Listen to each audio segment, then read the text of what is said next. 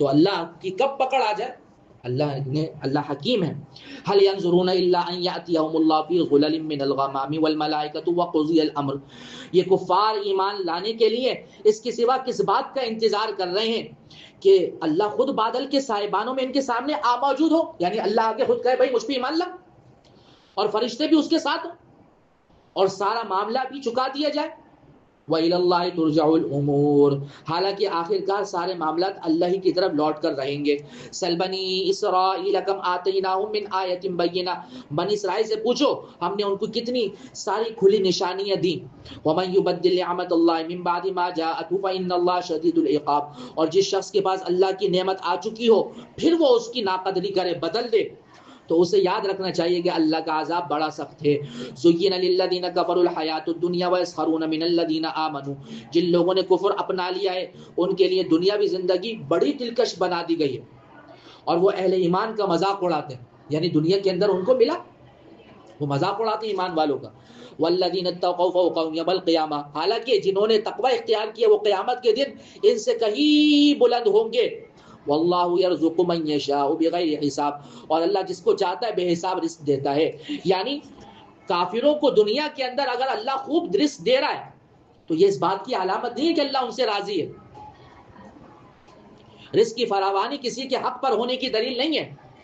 یہ تو اللہ کا ایک الگ معیار ہے کہ دنیا میں اللہ سب کو دیتا ہے، کافروں کو بھی دے گا اور مسلمانوں کو بھی دے گا. اور لیکن اللہ راضی کس سے؟ اس کا مدار کس پر ہے؟ تقوی پر. کہ جو تقوی کی زندگی گزارا سمجھ جاؤ اللہ سے کیا ہے؟ راضی. اور جو اس راستے پر نہیں ہے تو سمجھ جاؤ اللہ اس سے کیا ہے؟ ناراض ہے. کان الناس امۃ واحدہ. شروع میں سارے انسان ایک ہی دین کے پیرو تھے، سب ایک ہی دین پہ چلتے تھے. فبعث اللہ النبیین مبشرین ومنذرین. پھر جب ان میں اختلاف ہوا تو اللہ نے نبی بھیجے جو حق والوں کو خوشخبری سناتے اور جو باطل پر تھے ان کو ڈراتے تھے. وَأَنزَلَ مَعَهُمُ الْكِتَابَ بِالْحَقِّ لِيَحْكُمَ بَيْنَ النَّاسِ فِيمَا اخْتَلَفُوا فِيهِ. اور ان کے ساتھ حق پر مشتمل کتاب نازل کی تاکہ وہ لوگوں کے درمیان ان باتوں کا فیصلہ کریں جن میں ان کا اختلاف تھا. وَمَا اخْتَلَفَ فِيهِ إِلَّا الَّذِينَ أُوتُوا مِن بَعْدِ مَا جَاءَتْهُمُ الْبَيِّنَاتُ بَغْيًا بَيْنَهُمْ. اور افسوس کی بات یہ ہے کہ کسی اور نے نہیں بلکہ خود انہوں نے جن کو وہ کتاب دی گئی تھی روشن دلائل آ جانے کے بعد بھی صرف باہمی ضد کی وجہ سے اس کتاب میں اختلاف نکال لیا. فَهَدَى اللَّهُ الَّذِينَ آمَنُوا لِمَا اخْتَلَفُوا فِيهِ مِنَ الْحَقِّ بِإِذْنِهِ. پھر جو لوگ ایمان لائے اللہ نے انہیں اپنے حکم سے حق کی ان باتوں میں راہ راست تک پہنچایا. وَاللَّهُ يَهْدِي مَن يَشَاءُ إِلَىٰ صِرَاطٍ مُسْتَقِيمٍ. اچھا جی، اللہ جسے چاہتا ہے راہ راست تک پہنچا دیتا ہے. ام حسبتم ان تدخلوا الجنة ولما يأتكم مثل الذين خلوا من قبلكم. مسلمانوں کیا تم نے یہ سمجھ رکھا ہے کہ تم جنت میں یوں ہی داخل ہو جاؤ گے؟ یعنی بس پیدا ہوئے، کھایا پیا اور جنت میں چلے گئے مرنے کے بعد. ولما يأتكم مثل الذين خلوا من قبلكم. حالانکہ ابھی تمہیں ان جیسے حالات پیش نہیں آئے جیسے ان لوگوں کو پیش آئے جو تم سے پہلے گزرے ہیں. ان پر کیا آئے حالات؟ مستهم البأساء والضراء وزلزلوا حتى يقول الرسول والذين آمنوا معه متى نصر الله. ان پر سختیاں تکلیفیں آئیں اور انہیں ہلا کے رکھ دیا گیا یہاں تک کہ رسول اور ایمان والے سارے بول اٹھے ایک ساتھ کہ اللہ کی مدد کب آئے گی. الا ان نصر اللہ قریب. یاد رکھو اللہ کی مدد قریب ہے، اللہ کی مدد آئے گی. ایسا جھنجھوڑا گیا تمہارے پر ایسے کوئی حالات آئے تو اللہ فرما رہے کہ یہ آزمائش ہوگی، دیکھا جائے گا، پرکھا جائے گا کہ تمہارے اندر ایمان کامل ہے یا اس میں کھوٹ ہے. یسألونک ماذا ينفقون. یہ لوگ آپ سے پوچھتے ہیں کہ اللہ کی خوشنودی کے لیے کیا خرچ کریں. قل ما انفقتم من خیر فللوالدین والاقربین والیتامى والمساکین وابن السبیل. فرما رہے آپ کہیے میرے نبی کہ جو کچھ تم مال خرچ کرتے ہو وہ والدین پر، یہ بھی کیا ہے؟ اللہ کے راستے ہی تو ہے. رشتہ داروں اور یتیموں اور مسکینوں اور مسافروں کے لیے یہ بھی خیر کے راستے ہیں. وما تفعلوا من خیر فإن اللہ به علیم. اور تم بھلائی کا جو کام بھی کرو اللہ اسے پوری طرح باخبر ہے. کتب علیکم القتال وهو کرہ لکم. تم پر دشمنوں سے جنگ کرنا فرض کیا گیا ہے اور وہ تم پر گرا گزرتی ہے. وعسى ان تکرهوا شيئا وهو خير لكم، اور عین ممکن ہے تم ایک چیز کو برا سمجھو حالانکہ وہ تمہارے حق میں کیا ہے؟ بہتر ہے۔ بہت ساری ایسی چیزیں کہ انسان سمجھتا ہے کہ ہمارے حق میں بری ہے، لیکن اللہ کیا کہہ رہے ہیں؟ وہ تمہارے حق میں کیا ہے؟ بہتر ہے۔ وعسى ان تحبوا شيئا وهو شر لكم، اور یہ بھی ممکن ہے کہ تم ایک چیز کو پسند کرو حالانکہ وہ تمہارے حق میں کیا ہو؟ بری ہو۔ انسان کو یہ پتہ نہیں۔ واللہ یعلم وانتم لا تعلمون، اب اللہ یہ کیوں کہہ رہے ہیں؟ کیونکہ اصل حقیقت تو اللہ جانتے ہیں، تم تھوڑی جانتے ہو۔ یسألونک عن الشہر الحرام قتال فیہ، لوگ آپ سے حرمت والے مہینے کے بارے میں پوچھتے ہیں کہ اس میں جنگ کرنا کیسا ہے؟ کیا یہ حرمت والے مہینے 4 ہیں؟ کتنے ہیں بھائی؟ ذوالقعدہ، ذوالحجہ، محرم اور رجب، کہ اس میں قتال کرنا کیا ہے؟ کیونکہ پہلے زمانے میں قتال نہیں کیا جاتا، زمانہ جاہلیت میں اس کا بڑا احترام کیا جاتا تھا، اس میں قتل و قتال، اپنے باپ کے قاتل کو بھی اگر کوئی دیکھ لیتا تو قتل نہیں کرتا تھا۔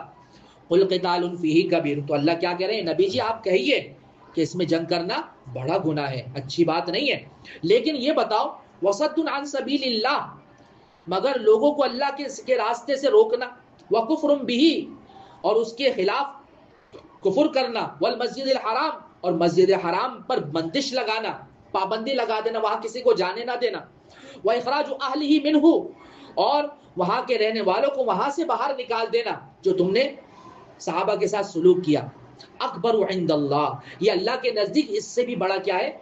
گناہ ہے۔ تم وہ سارے کام کر رہے ہو اور سوال کیا کر رہے ہو کہ جو ہے اشہر حرم میں قتال کرنا کیسا ہے؟ والفتنۃ اکبر من القتل، اور فتنہ قتل سے بھی زیادہ کیا ہے؟ سنگین ہے۔ تو اگر فتنے کو ختم کرنے کے لیے قتل کرنا پڑے تو برا نہیں ہے۔ ولا یزالون یقاتلونکم، اب اس کو ایک مثال، فتنہ کہتے ہیں ظلم، تشدد،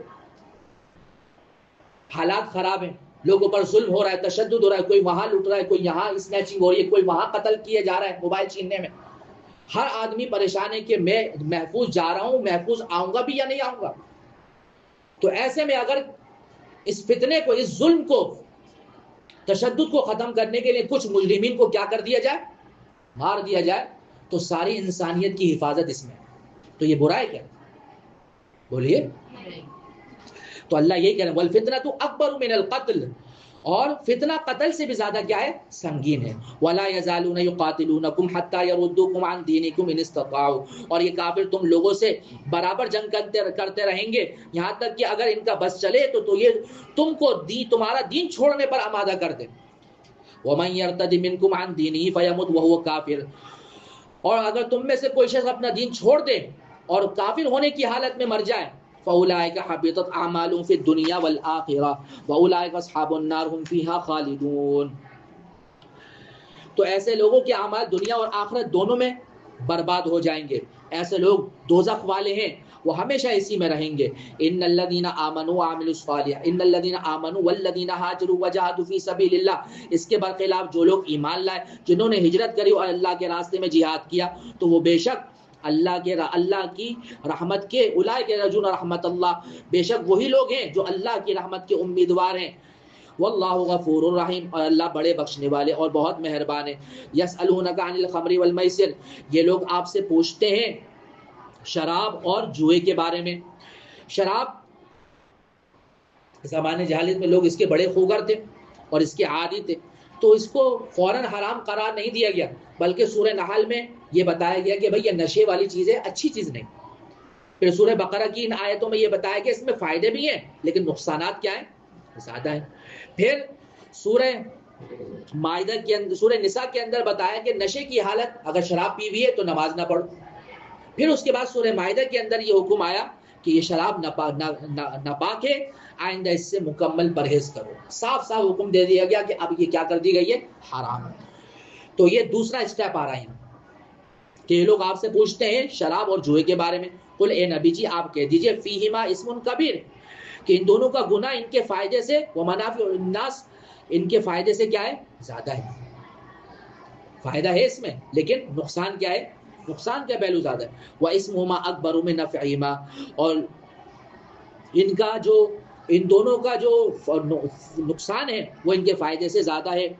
وَيَسْأَلُونَكَ مَاذَا يُنْفِقُونَ، دوبارہ دیکھیے ترجمہ میں، يسألونك عن الخمر والميسر قل فيهما اسم كبير ومنافع للناس وإثمهما أكبر من نفعهما.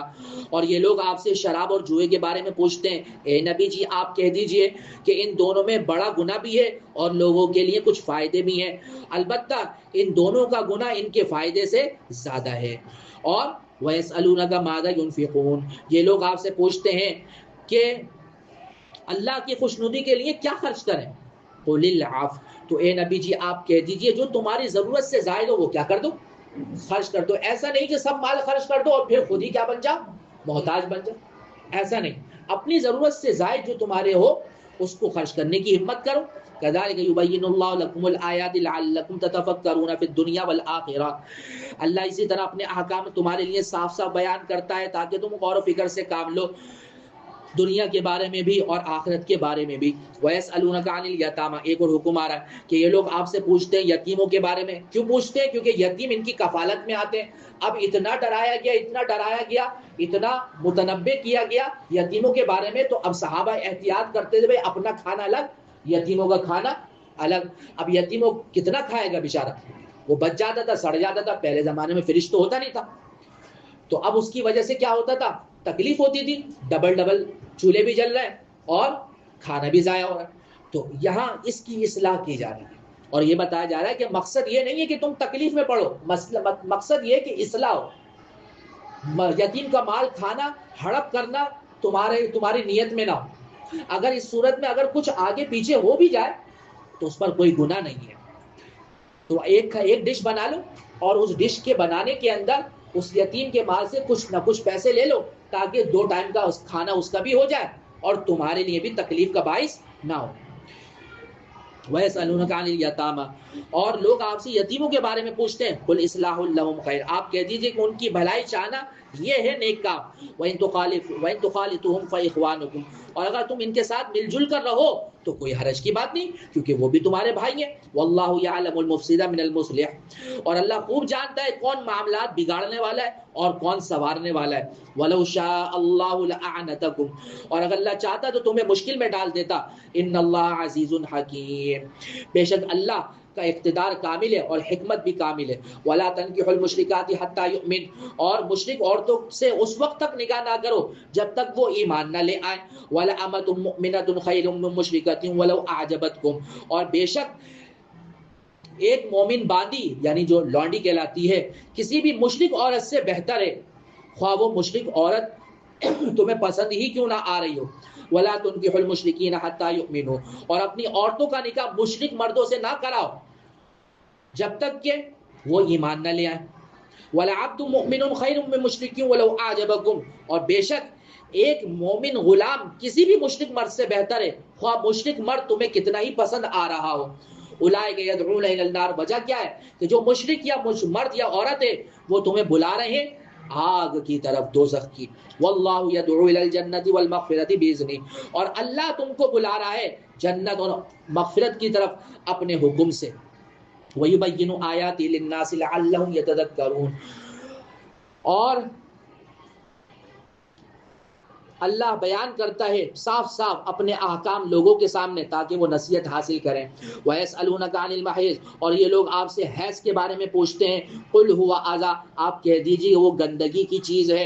فَاعْتَزِلُوا النِّسَاءَ فِي الْمَحِيضِ، اور لہٰذا حیض کی حالت میں عورتوں سے الگ رہا کرو. وَلَا تَقْرَبُوهُنَّ حَتَّى يَطْهُرْنَ، اور جب تک وہ پاک نہ ہو جائیں ان سے قربت اختیار نہ کرنا. فَإِذَا تَطَهَّرْنَ، اور جب وہ پاک ہو جائیں تو ان کے پاس فَأْتُوهُنَّ، آؤ من حیث امرکم اللہ، جس طرح اللہ نے ان کے پاس آنے کا حکم دیا ہے. ان اللہ یحب التوابین ویحب المتطہرین، بے شک اللہ تبارک و تعالی ان لوگوں سے محبت کرتا ہے جو اس کی طرف کثرت سے رجوع کریں اور ان سے بھی محبت کرتا ہے جو خوب پاک صاف رہیں. نساؤکم حرث لکم، تمہاری بیویاں تمہارے لیے کھیتیوں کی مانند ہیں. فَأْتُوا حَرْثَكُمْ أَنَّىٰ شِئْتُمْ، لہٰذا اپنی کھیتی میں جہاں سے چاہو آؤ، تمہیں اجازت ہے اس کی. یعنی جس طریقے سے ایک کاشتکار پیداوار میں بیج ڈالتا ہے اور مقصد کیا ہوتا ہے، وہ زمین میں بیج ڈالتا ہے تو مقصد کیا ہوتا ہے، پیداوار کا حصول. اسی طرح تم اپنی بیویوں کے ساتھ قربت اختیار کرو تاکہ اس کا مقصد کیا ہو، اولاد کا حصول. وَقَدِّمُوا لِأَنفُسِكُمْ اور اپنے لیے اچھے عمل آگے بھیجو، وَاتَّقُوا اللَّهَ اور اللہ سے ڈرتے رہو، وَاعْلَمُوا أَنَّكُمْ مُلَاقُوهُ اور یقین رکھو کہ تم اس سے مل کر جا کر ملنا ہے تمہیں، وَبَشِّرِ الْمُؤْمِنِينَ اور مومنوں کو خوشخبری سنا دو، وَلَا تَجْعَلُوا اللَّهَ عُرْضَةً لِأَيْمَانِكُمْ أَن تَبَرُّوا وَتَتَّقُوا وَتُصْلِحُوا بَيْنَ النَّاسِ اور اللہ کے نام کو اپنی قسموں میں اس غرض سے استعمال نہ کرو کہ اس کے ذریعے نیکی اور تقوی کے کاموں اور لوگوں کے درمیان صلح صفائی کرانے سے بچ سکو۔ اس کا مطلب یہ ہے کہ بعض اوقات بعض لوگ قسم کھا لیا کرتے تھے کہ ہم یہ نیک کام نہیں کریں گے، جیسے کہ حضرت ابوبکر صدیق رضی اللہ عنہ نے قسم کھائی تھی کہ میں مستح کے ساتھ آئندہ اس کی مالی معاونت نہیں کروں گا، ایسی عبداللہ بن رواحہ رضی اللہ عنہ نے قسم کھائی تھی کہ میں اپنے بہنوئی کے ساتھ بات نہیں کروں گا۔ کچھ تفصیلی واقعات ہیں، میں نے صرف اشارہ کیا اس وقت۔ تو اس وجہ سے تو اللہ تبارک و تعالیٰ کہہ رہے ہیں کہ اللہ کے نام کو اپنی قسموں میں اس غرض سے استعمال نہ کرو کہ اس کے ذریعے نیکی اور تقوی کے کاموں اور لوگوں کے درمیان صلح صفائی کرانے سے رک جاؤ۔ تو اللہ کی قسم اس لیے کھا رہے ہو تاکہ تم نیک نہ کام نہ کرو، یہ تو اچھا نہیں ہے۔ واللہ سمیع علیم اور اللہ سب کچھ سنتا اور جانتا ہے۔ چنانچہ حضور صلی اللہ علیہ وسلم کا ارشاد ہے اگر کوئی شخص ایسی نامناسب قسم کھا لے تو اس کو چاہیے کہ اسے توڑ دے اور بعد میں کیا دے دے؟ کفارہ دے دے۔ جیسے کہ اپنے بھائی سے بات نہ کرنے کی قسم کھا لی، لیکن جب غصہ ٹھنڈا ہو گیا بات کر لے اور قسم کا کیا دے دے؟ کفارہ۔ چنانچہ ابوبکر صدیق رضی اللہ عنہ اب عبداللہ بن رواحہ رضی اللہ عنہ نے بھی قسم توڑی اور قسم کا کیا دے دیا؟ کفارہ۔ لا یؤاخذکم اللہ باللغو فی ایمانکم ولکن یؤاخذکم بما کسبت قلوبکم واللہ غفور حلیم اور اللہ تمہاری لغو قسموں پر تمہاری گرفت نہیں کرتا۔ لغو قسم کسے کہتے ہیں؟ یعنی وہ قسمیں جو انسان بطور تکیہ کلام کے اس کی زبان پہ چڑھی ہوئی ہو، جیسے عرب بار بار واللہ واللہ واللہ کہتے ہیں، خدا کی قسم، خدا ان کا ارادہ قسم کھانے کا نہیں ہوتا، ان کی زبان پہ یہ لفظ چڑھا ہوا ہے تو اس کو تکیہ کلام کہتے ہیں اردو میں۔ تو اگر قسم کے ارادے کے بغیر بطور تکیہ کلام کی اگر قسم زبان سے نکل جائے تو وہ قسم نہیں کہلاتی اور اس پر قسم کے احکامات لاگو نہیں ہوتے۔ تو اس کو کہتے ہیں قسم، اس کو کہتے ہیں لغو قسم۔ اچھا جی، البتہ جو قسمیں تم نے اپنے دلوں کے ارادے سے کھائی ہوں تو ان پر اللہ کی طرف سے گرفت آتی ہے۔ واللہ غفور حلیم اور اللہ بڑے بخشنے والے اور بہت بردبار ہیں۔ للذین یؤلون من نسائهم تربص 4 اشہر فإن فاؤوا فإن اللہ غفور رحیم جو لوگ اپنی بیویوں سے ایلا کرتے ہیں، ایلا کا مطلب آتا ہے کہ ان کے پاس نہ جانے کی قسم کھا لینا۔ زمانے جاہلیت میں یہ ہوتا تھا کہ ایک آدمی اپنی بیوی کے پاس نہ جانے کی قسم کھا لیتا کہ آئندہ میں تیرے قریب نہیں جاؤں گا، قسم کھا لی، تو اب وہ بیچارے میاں بیوی دونوں لٹک جاتے۔ اب بیوی نہ اس شوہر کی رہی، نہ آگے کسی اور شوہر سے کسی اور آدمی سے شادی کر سکتی ہے۔ تو اسلام نے آ کر اس میں ایک آسانی کا فرمائی اور وہ یہ کہ 4 مہینے کے اندر اگر تم نے اپنی قسم توڑ کر اپنی بیوی کے قریب آ گئے تو پھر یہ ہے کہ یہ تمہاری بیوی ہے، اس میں طلاق نہیں ہوگی۔ اور اگر 4 مہینے گزر گئے تو پھر خود بخود بیوی پر طلاق پڑ جائے گی۔ اب اگر بیوی کو پاس لانا ہے تو دوبارہ کیا کرنا پڑے گا؟ نیا نکاح کرنا پڑے گا۔ تو یہ ایلا کہلاتا ہے۔ فَإِن فَاؤوا فَإِنَّ اللَّهَ غَفُورٌ رَحِيمٌ ان کے لیے 4 مہینے کی مہلت ہے، چنانچہ اگر وہ قسم توڑ کر رجوع کر لے تو بے شک اللہ بڑے بخشنے والے مہربان ہیں۔ وَإِنْ عَزَمُوا الطَّلَاقَ اور اگر انہیں طلاق ہی کی ٹھان لی ہو، یعنی 4 مہینے تک ان کے قریب ہی نہیں جائے، فَإِنَّ تو پھر طلاق پڑ جائے گی۔ فَإِنَّ اللَّهَ سَمِيعٌ عَلِيمٌ بے شک اللہ سننے والے جاننے والے ہیں۔ وَالْمُطَلَّقَاتُ اور جن عورتوں کو طلاق دے دی گئی ہے، يَتَرَبَّصْنَ بِأَنفُسِهِنَّ 3 قُرُوء تو وہ 3 مرتبہ حیض آنے تک اپنے آپ کو انتظار میں رکھیں، یعنی یہ ان کی عدت ہے کہ اگر کوئی شخص کسی عورت کو طلاق ہو گئی ہو تو اب طلاق کی ایک صورت تو یہ ہے کہ رخصتی سے پہلے طلاق ہو گئی ہو اور شوہر اور بیوی کے نکاح ہو گیا، رخصتی نہیں ہوئی اور طلاق ہو گئی اور میاں بیوی کے درمیان خلوت صحیحہ بھی نہیں ہوئی، تو پھر اس صورت میں اگر طلاق ہوتی ہے تو عدت نہیں ہے۔ لیکن اگر خلوت صحیحہ ہو گئی یا رخصتی ہو گئی ہے، اس کے بعد پھر کیا ہو رہی ہے؟ طلاق ہو رہی ہے، تو پھر اس کی عدت کیا ہے؟ 3 حیض۔ اور اگر اس کو حیض نہیں آتا تو پھر اس کی عدت ہے 3 مہینے، اور اگر وہ پریگننٹ ہے تو پھر اس کی عدت کیا ہے؟ بچے کی پیدائش تک۔ یہ تفصیل میں نے آپ کو بتا دی. وَلَا يَحِلُّ لَهُنَّ أَن يَكْتُمْنَ مَا خَلَقَ اللَّهُ فِي أَرْحَامِهِنَّ إِن كُنَّ يُؤْمِنَّ بِاللَّهِ وَالْيَوْمِ الْآخِرِ. اور اگر وہ اللہ اور آخرت کے دن پر ایمان رکھتی ہیں تو ان کے لیے جائز نہیں کہ اللہ نے ان کے رحم میں جو کچھ حمل یا حیض پیدا کیا ہے اسے چھپائیں. ایسا نہیں ہے کہ عدت ابھی باقی اور یہ کہہ دیا کہ میری عدت گزر گئی, یا پیٹ میں بچہ ہے اور شوہر کو بتایا نہیں. وَبُعُولَتُهُنَّ أَحَقُّ بِرَدِّهِنَّ إِنْ أَرَادُوا إِصْلَاحًا. اور اس مدت میں اگر ان کے شوہر حالات بہتر بنانا چاہیں تو ان کو حق ہے وہ ان عورتوں کو اپنی زوجیت میں واپس لیں, کیونکہ ابھی 3 طلاقیں نہیں دی. وَلَهُنَّ مِثْلُ الَّذِي عَلَيْهِنَّ بِالْمَعْرُوفِ. اور ان عورتوں کو معروف طریقے کے مطابق ویسے ہی حقوق حاصل ہیں جیسے مردوں کو کیا حاصل ہیں, حقوق. یعنی زمانے جاہلیت میں عورتوں کی کوئی ویلیو اور اہمیت نہیں سمجھی جاتی تھی, سارے حقوق صرف مردوں کے لیے تھے. تو اسلام نے آ کے ان کے اس بدترین نظام کو رد کیا اور کہا کہ جس طرح اللہ نے اس نظام میں مردوں کے حقوق ہیں ایسے ہی عورتوں کو بھی کیا حاصل ہے, حقوق حاصل ہے. البتہ اللہ نے یہ نظام رکھا ہے اس نظام کو چلانے کے لیے وَلِلرِّجَالِ عَلَيْهِنَّ دَرَجَةٌ. ہاں مردوں کو ان پر ایک درجے کیا عطا کی گئی ہے, فوقیت ادا کی گئی ہے, تاکہ یہ نظام فیملی کا جو گھر کا جو ادارہ ہے وہ خوش اسلوبی کے ساتھ کیا ہو سکے, چل سکے. جیسے کہ ہر ادارے میں ایک سربراہ ہوتا ہے, 2 ہوتے ہیں, ایک ہی ہوتا ہے نا, باقی اس کی کون ہوتے ہیں, معاونین. ایسے ہی فیملی سسٹم کا ایک سربراہ کس کو بنایا گیا, شوہر کو, اور باقی بیوی اس کی کیا ہے, معاون. واللہ عزیز حکیم. اور اللہ غالب اور حکمت والا ہے. الطلاق مرتان فامساک بمعروف او تسریح باحسان ولا يحل لكم ان تاخذوا مما آتيتموهن شيئا الا ان يخافا الا يقيما حدود اللہ. طلاق زیادہ سے زیادہ 2 بار ہونی چاہیے, یعنی اگر ضرورت ہو البتہ تو دے نہیں, اور اگر دے تو 1 دے دے یا زیادہ سے زیادہ 2. اور اس کے بعد شوہر کے لیے 2 راستے ہیں, یا تو قاعدے کے مطابق بیوی کو روک لے یعنی رجوع کر لے, یا خوش اسلوبی سے اس کو چھوڑ دے, عدت گزرنے دے تاکہ بیوی کا راستہ الگ اور پھر اس کا راستہ الگ. تیسری طلاق نہ دے. ولا يحل لكم ان تاخذوا مما آتيتموهن شيئا الا ان يخافا الا يقيما حدود اللہ. اور اے شوہروں تمہارے لیے حلال نہیں ہے کہ تم نے اپنی بیویوں کو جو کچھ دیا ہوا ہے بطور گفٹ کے, جو منہ دکھائے کے طور پر یا اس کے علاوہ جو بطور گفٹ کے تم دے چکے ہو بطور ملکیت کے یا مہر وغیرہ, ان سے واپس لو طلاق کے بدلے میں. یہ جائز نہیں ہے الا یہ کہ دونوں کو اس بات کا اندیشہ ہو, فَإِنْ خِفْتُمْ أَلَّا يُقِيمَ حُدُودَ اللَّهِ, کہ اندیشہ یہ ہو کہ وہ نکاح باقی رکھنے کی صورت میں اللہ کی حدود پر قائم نہیں رہ سکیں گے. یعنی میاں اور بیوی دونوں یہ سمجھ رہے ہیں کہ اگر ہم نے دوبارہ رجوع کر بھی لیا, ساتھ رہ بھی لیے, تو آپس میں ایک دوسرے کے حقوق ادا نہیں کر سکیں. ہماری لائف کیا ہے, اسپوائل ہو جائے گی, خراب ہو جائے گی, برباد ہو جائے گی. ہم ایک دوسرے کے ساتھ نباہ کر ہی نہیں سکتے. تو پھر یہ کہ بہرحال اپنے راستے کیا کر لیں, فلا جناح علیہما فیما افتدت بھی.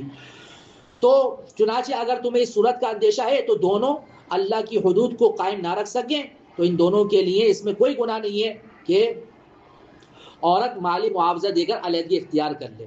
تلک حدود اللہ فلا تعتدوها, یہ اللہ کی مقرر کی ہوئی حدود ہیں لہٰذا ان سے تجاوز نہ کرو. ومن یتعد حدود اللہ فاولئک هم الظالمون, اور جو لوگ اللہ کی حدود سے تجاوز کرتے ہیں وہ بڑے ظالم لوگ ہیں. یعنی اس کو کہتے ہیں خلا, جو اوپر آیا کہ اگر شوہر طلاق دینا نہیں چاہتا, وہ کہتا ہے کہ صحیح طریقے سے زندگی گزار, لیکن بیوی یہ کہہ رہی ہے کہ بھائی میں تمہارے ساتھ زندگی نہیں گزار سکتی, مجھے علیحدگی چاہیے. تو یہ علیحدگی اگر کورٹ سے لی جائے یا ویسے ہی آپس میں وہ اس کو قائل کرنے کی کوشش کرے, اس کو کہتے ہیں خلا. اور اس خلا کے لینے میں وہ یہ کہے کہ بھائی تم نے مجھے مہر دیا وہ لے لو, یا تمہیں طلاق کے بعد جو مہر مجھے دینا ہے وہ میں معاف کرتی ہوں. تو اگر یہ صورت اختیار کی جائے تو یہ جائز ہے. فَإِن طَلَّقَهَا, پھر اگر شوہر اگر 2 طلاقیں اوپر کہا کہ دینی چاہیے, لیکن اگر شوہر تیسری طلاق بھی دے دے, فَلَا تَحِلُّ لَهُ مِن بَعْدُ حَتَّى تَنكِحَ زَوْجًا غَيْرَهُ, تو اس کے بعد وہ مطلقہ عورت اس کے لیے اس وقت تک حلال نہیں ہوگی. یعنی اب سارے راستے کیا ہو گئے, بند. 2 طلاقوں میں یہ اختیار تھا کہ رجوع کر لے تو بیوی آ جائے گی, اور اگر رجوع نہ کیا تو بعد میں 1-2 سال کے بعد اگر دونوں میں انڈرسٹینڈنگ ہوتی ہے اولاد کی وجہ سے یا کسی بھی وجہ سے, تو دونوں دوبارہ نکاح کر کے بھی ایک ساتھ رہ سکتے ہیں. لیکن تیسری طلاق کے بعد یہ دونوں آپشن کیا ہو جاتے ہیں, اب ملاپ ہو ہی نہیں سکتا سوائے ایک صورت کے. حتی تنکحا زوجا غیرہ, یہاں تک کہ جب تک کہ وہ کسی اور شوہر سے نکاح نہ کر لے. فَإِن طَلَّقَا فَلَا جُنَاحَ عَلَيْهِمَا أَن يَتَرَاجَعَا إِن ظَنَّا أَن يُقِيمَا حُدُودَ اللَّهِ. ہاں اگر وہ دوسرا شوہر بھی اسے طلاق دے دے، یعنی اس کے ساتھ بھی نہیں بنی یا اس کا انتقال ہو گیا بیچارے کا، تو ان دونوں پر کوئی گناہ نہیں کہ وہ ایک دوسرے کے پاس نیا نکل کر کے دوبارہ واپس آ جائے. یعنی وہ پہلے شوہر کے پاس اگر آنا چاہتی ہے تو اب آ سکتی ہے، کیونکہ اب یہ دوسرے شوہر سے نکاح کا تعلق قائم کر چکی ہے. تو اب اگر یہ طلاق دے دے دوسرا شوہر یا یہ انتقال کر جائے اور یہ عورت عدت گزار کے اپنے پہلے شوہر کے پاس جانا چاہے تو اب جائز ہے، اس کے علاوہ اور کوئی صورت واپس جانے کی نہیں. اچھا جی، وَتِلْكَ حُدُودُ اللَّهِ يُبَيِّنُهَا لِقَوْمٍ يَعْلَمُونَ. اور یہ سب اللہ کی حدود ہیں جو وہ ان لوگوں کے لیے واضح کر رہا ہے جو سمجھ رکھتے ہوں. وَإِذَا طَلَّقْتُمُ النِّسَاءَ فَبَلَغْنَ أَجَلَهُنَّ فَأَمْسِكُوهُنَّ بِمَعْرُوفٍ أَوْ سَرِّحُوهُنَّ بِمَعْرُوفٍ. اور جب تم نے عورتوں کو طلاق دے دیو اور وہ اپنی عدت کے قریب پہنچ جائیں تو یا تو ان کو بھلائی کے ساتھ اپنی زوجیت میں روک لو کہ بھئی ان کے ساتھ اچھا سلوک کرو، یا پھر انہیں بھلائی کے ساتھ چھوڑ دو. وَلَا تُمْسِكُوهُنَّ ضِرَارًا لِتَعْتَدُوا. اور انہیں ستانے کے لیے اس لیے نہ روک رکھو کہ ان پر ظلم کرو گے کہ ایک طلاق دی اور اس کے بعد جیسی اس کی عدت گزرنے والی فوراً رجوع کر لیا کہ اب اس کی اور زندگی کیا کروں گا، برباد.